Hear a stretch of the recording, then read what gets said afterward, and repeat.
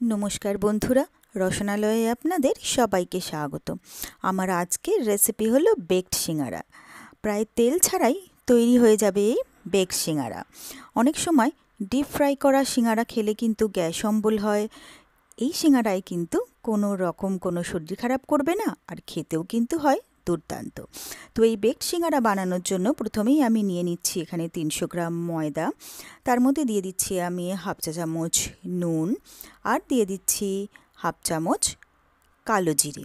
এবারে এই শুকনো জিনিসগুলোকে আমি প্রথমে ভালো করে মিশিয়ে নেব। এরপরে আমি এর মধ্যে দিয়ে দিচ্ছি ঘি। এখানে আমি ঘি দিয়ে ময়ান দিচ্ছি। এখানে প্রায় আমি 4 টেবিল চামচ ঘি দিয়ে দিলাম। এরপরে ভালো করে আমি ঘি দিয়ে ময়দাটাকে মেখে নেব।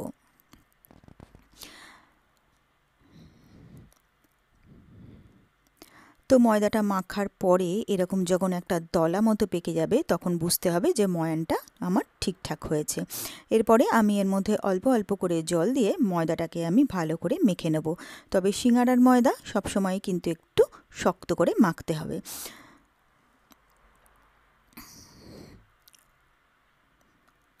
তো ময়দাটা আমি ভালোভাবে মেখে নিয়েছি।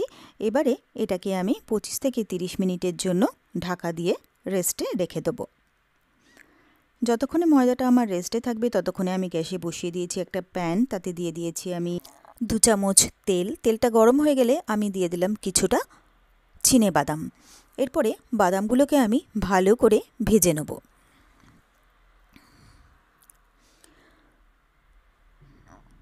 তো বাদামটাকে আমি ভালোভাবে ভেজে নিয়েছি। এরপরে বাদামটাকে আমি আলাদা একটা পাত্রে তুলে রেখে দেবো। এরপরে আমি যে তেল রইল তার মধ্যে দিয়ে দিলাম হাফ চামচ পাঁচ ফোড়ন, দিয়ে দিচ্ছি 2টো শুকনো লঙ্কা আর দিয়ে দিচ্ছি হাফ চামচ হিং।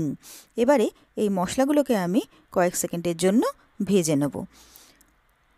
তো মশলাটা ভাজতে ভাজতে বেশ একটা সুন্দর গন্ধ বেরিয়ে গেছে। এরপরে আমি এর মধ্যে দিয়ে দিচ্ছি 1 টেবিল চামচ আদা কুড়ে নিয়েছি আর দিয়ে দিয়েছি 2টো কাঁচা লঙ্কা। এরপরে এই আদা আর কাঁচা লঙ্কাটাকেও আমি ভালো করে ভেজে নেব যতক্ষণ না আদার কাঁচা গন্ধটা চলে যাচ্ছে ততক্ষণ পর্যন্ত।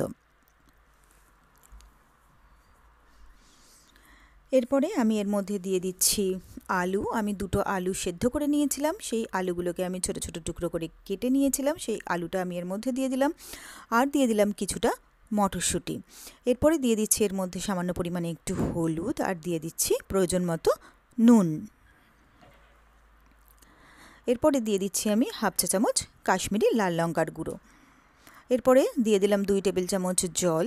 এবারে এই সবটাকে আমি ভালো করে মিলিয়ে মিশিয়ে নিয়ে আলুটাকে আমি সব কিছুর সাথে ভেজে নেব। তো হালকা হালকা করে এরকম স্প্যাচুলা দিয়ে একটু ম্যাশ করে করে আলুটাকে আমি ভেজে নেব। এরপরে যে বাদামটা আমি ভেজে রেখেছিলাম সেই বাদামটাও আমি এর মধ্যে দিয়ে দিলাম। এবারে ভালো করে নেড়ে চেড়ে আলুটাকে মশলার সাথে আমি কিছুক্ষণ কষিয়ে নেব আর একটু ভাজা ভাজা করে নেব। এরপরে আমি এর মধ্যে দিয়ে দিচ্ছি ভাজা মশলা। আমি ধনে আর জিরে প্রথমে শুকনো খোলায় ভেজে নিয়ে তারপরে সেটাকে গুঁড়িয়ে নিয়েছিলাম, সেই মশলাটাই আমি এখানে 1.5 চামচ দিয়ে দিলাম। আর এই ভাজা মশলাটা দিলে কিন্তু এই আলুটার মধ্যে ভীষণ সুন্দর একটা ফ্লেভার আসবে আর খেতেও কিন্তু দুর্দান্ত হবে এই সিঙ্গারার পুরটা।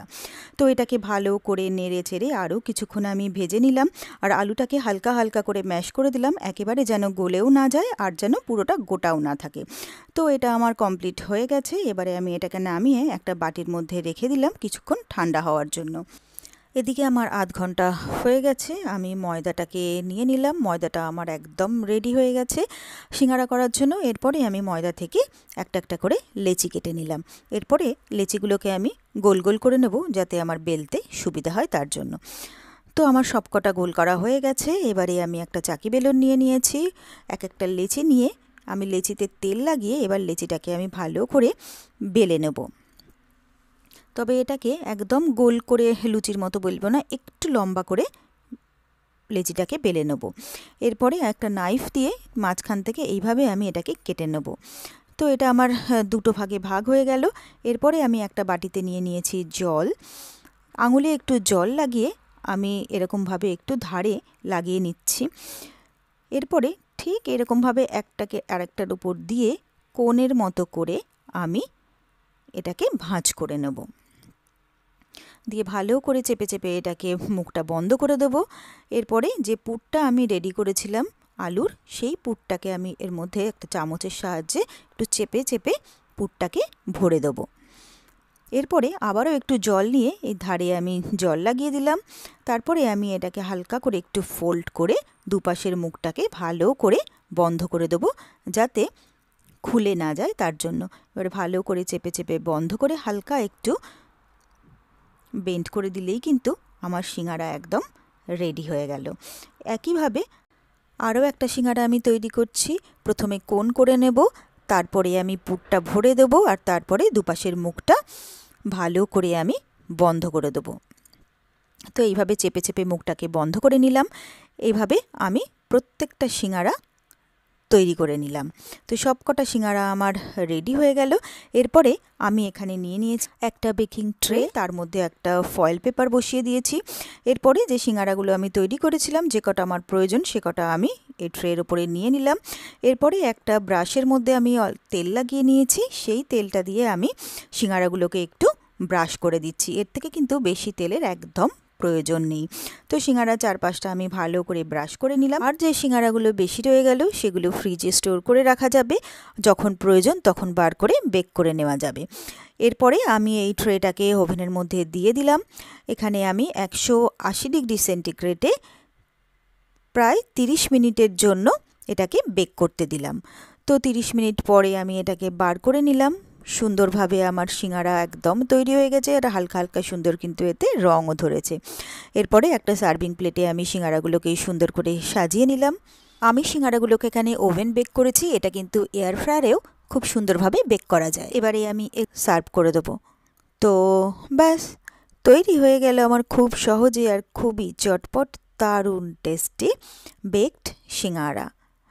আর আমার এই রেসিপিটা যদি আপনাদের ভালো লেগে থাকে তাহলে আপনারাও বাড়িতে ঠিক এইভাবে একবার ট্রাই করে দেখবেন।